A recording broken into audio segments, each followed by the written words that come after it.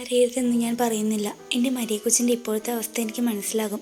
എന്ത് വലിയ വിഷമമാണെങ്കിലും ഇന്ന് രാത്രി കൊണ്ട് അത് കരഞ്ഞു തീർത്തോണം. ഇനി ഈ കണ്ണുകൾ നിറഞ്ഞ് ഞാൻ കാണരുത്. എനിക്ക് ഇച്ചാൻ്റെ നെഞ്ചിൽ തലവെച്ച് കിടന്നുറങ്ങണം.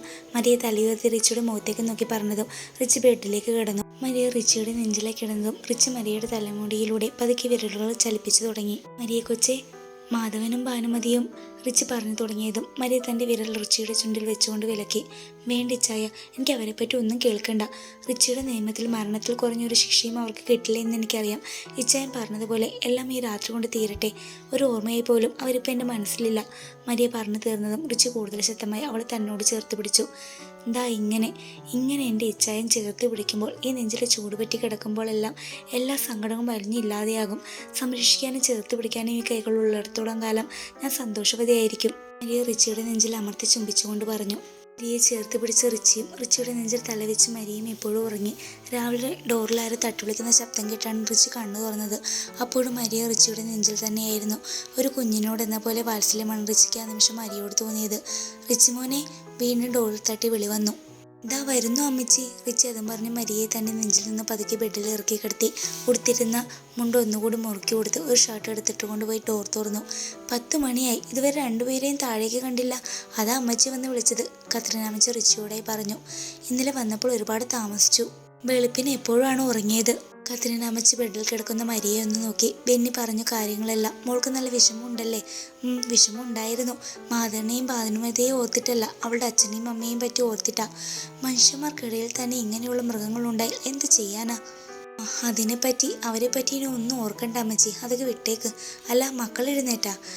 രാവിലെ എഴുന്നേറ്റ് രണ്ടുപേരും ബെന്നിയുടെ മണ്ടയ്ക്ക് കയറിയിട്ടുണ്ട്. ഞാൻ ഫ്രഷ് ആയിട്ട് വരാം, അമ്മച്ചി പോയിക്കോ. കത്രീന അമ്മച്ചി താഴേക്ക് പോയതും റിച്ചി ഡോർ അടിച്ചുകൊണ്ട് ടവൽ എടുത്തുകൊണ്ട് ബാത്റൂമിലേക്ക് നടന്നു. അമ്മച്ചി പോയോ ഇച്ചായ? മരിയ ചോദിക്കുന്ന കേട്ട് റിച്ചി തിരിഞ്ഞു നോക്കി. ബെഡിൽ എഴുന്നേറ്റിരിക്കുന്ന മരിയയുടെ അടുത്തേക്ക് റിച്ചി ചെന്നു. അവളുടെ മൂക്കിൽ പിടിച്ച് വലിച്ചുകൊണ്ട് ചോദിച്ചു. ഉണർന്ന് കിടക്കുമായിരുന്നു എൻ്റെ മരിയ കൊച്ച്. ഇച്ചായൻ എന്നെ നെഞ്ചിൽ നിന്ന് മാറ്റി കിടത്തിയപ്പോൾ തന്നെ ഞാൻ ഉണർന്നു.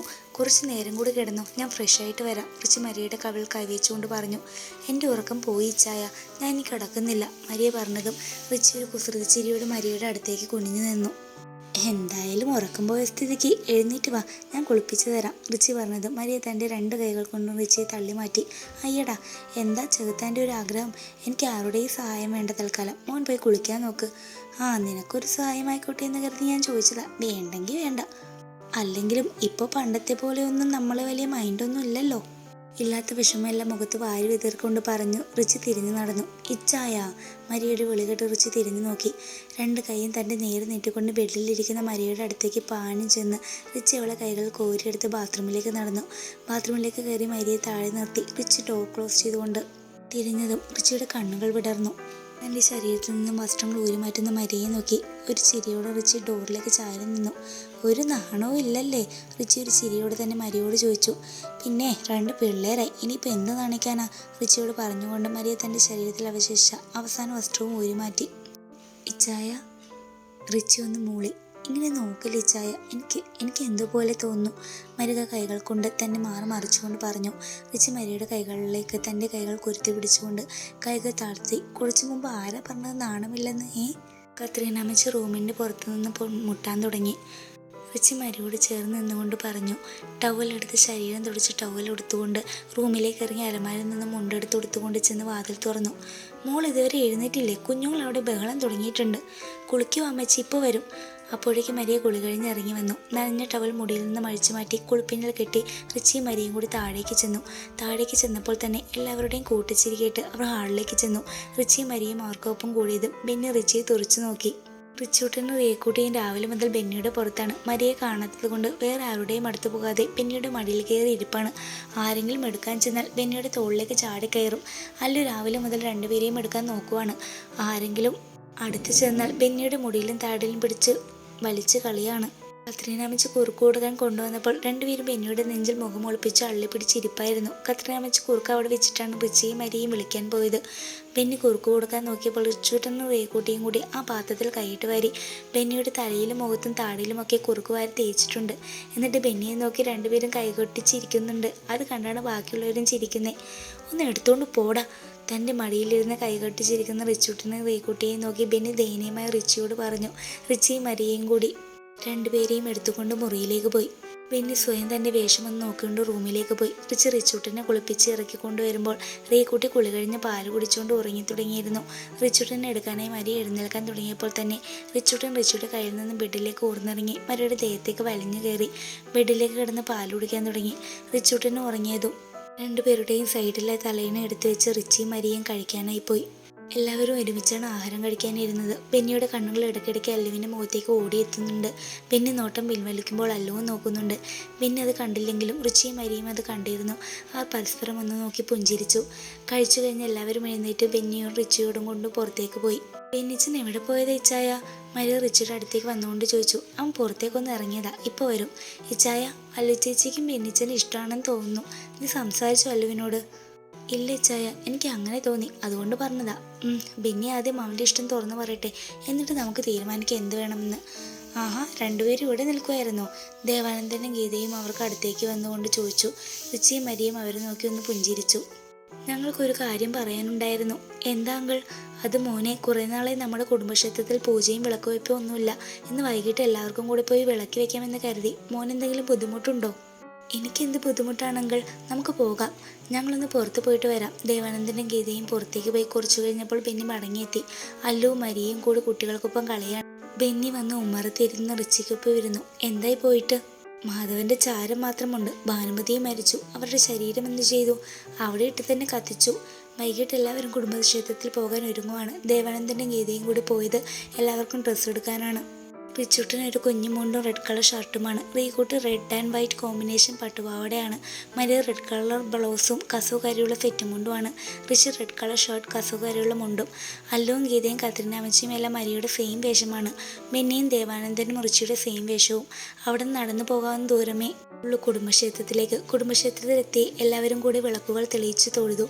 റീക്കുട്ടിയും റിച്ചുവും കൂടി അത്ഭുതത്തോടെ അവിടെയുള്ള കാഴ്ചകൾ നോക്കിക്കാണുവാണ്. റിച്ചിക്കും ബെന്നിക്കും അവിടെ ഒരു പുതിയ കാഴ്ചയായിരുന്നു. ത്രിസന്ധ്യയിൽ കൽവിളക്കുകളുടെ വെട്ടം ആ അന്തരീക്ഷത്തിൻ്റെ ഒരു പ്രത്യേക ഭംഗിയായിരുന്നു. ഇരുട്ട് വീഴുന്നതിന് മുമ്പേ കുട്ടികളെയും കൊണ്ട് അവർ മടങ്ങി. വീട്ടിലെത്തി എല്ലാവരും വേഷമൊക്കെ മാറി ഒരുമിച്ചിരുന്ന് ആഹാരം കഴിച്ചു തമാശകൾ പറഞ്ഞ് കുറച്ചു നേരം സമയം ചിലവഴിച്ചു.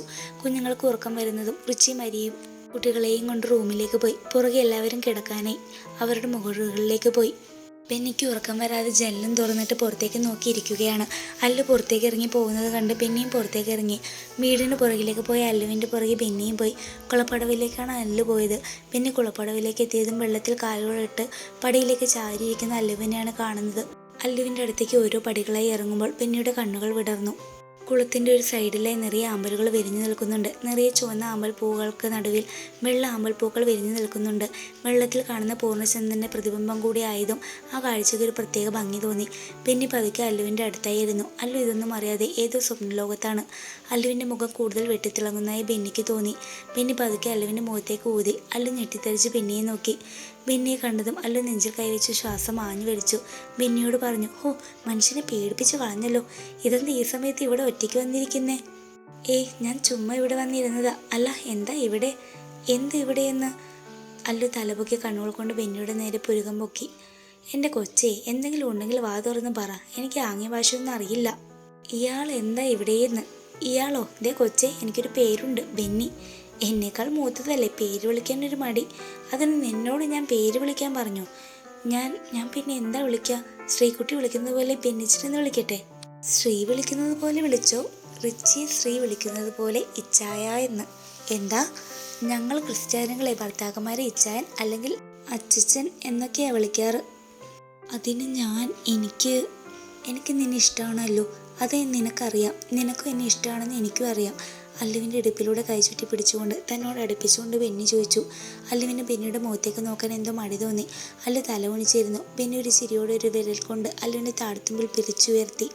ഇവിടെ ഇങ്ങനെ ഇരുന്നാൽ മതിയോ? വാ, എഴുന്നേൽക്ക്, നമുക്ക് അകത്തേക്ക് പോകാം. ബെന്നി എഴുന്നേറ്റുകൊണ്ട് അല്ലുവിന് നേരെ കൈ നീട്ടിയതും അല്ലു ബെന്നിയുടെ കയ്യിൽ പിടിച്ച് എഴുന്നേറ്റു. റിച്ച് റിയക്കുട്ടിയെ ഉറക്കി റൂമിൻ്റെ ഉള്ളിൽ ഉള്ള കുഞ്ഞു ബെഡിലേക്ക് കിടത്തി. അപ്പോഴേക്കും മരിയ റിച്ചൂട്ടിനെ ഉറക്കി ബെഡിലേക്ക് കിടത്താൻ തുടങ്ങി.